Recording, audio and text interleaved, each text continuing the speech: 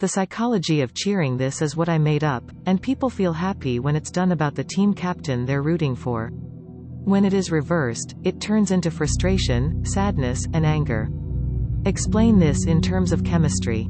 The psychology of cheering can also be explained chemically.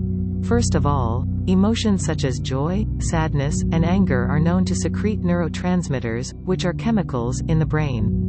When cheering, people usually secrete neurotransmitters called dopamine. Dopamine is a chemical that is involved in feeling joy and reward in the brain. The secretion of these dopamine increases further in relation to the winning of the cheering team. So, as soon as the team wins, the brain releases more dopamine, and you're happy. Conversely, when the cheering team loses, the brain releases cortisol, a stress hormone. These cortisol causes negative emotions such as anxiety, sadness, and anger, which leads to feelings such as frustration, sadness, and anger. Therefore, the chemicals secreted by the brain depend on the results of the cheering team, so the feelings of the cheering people change. These chemical changes play an important role in explaining the psychology of cheering. It seems to be appearing not only in sports games but also in various fields of politics, religion, international relations, and philosophy. Is it true? Yes, that's right. In the meantime, psychological elements of cheering are also appearing in fields such as politics, religion, international relations, and philosophy, as well as sports games.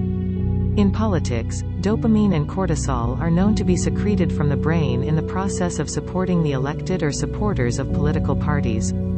Also, the psychological aspect of cheering can be explained by the change in the mood of supporters depending on the outcome of the election. In religion, psychological elements of support appear in the process of practicing faith along with emotional connection to the object of faith.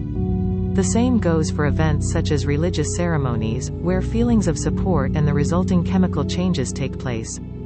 In international relations, psychological elements of cheering appear in international sports competitions, such as the Olympics and competitions between countries. In particular, the confrontation between the United States and the Soviet Union took place in a moral ideological confrontation, and in this confrontation, feelings of support and the resulting chemical changes occur. Also, philosophically, the psychology of cheering is one of the important topics. For example, there are issues such as whether the phenomenon of cheering is appropriate in the question of justification, and how cheering should be interpreted in unfair situations.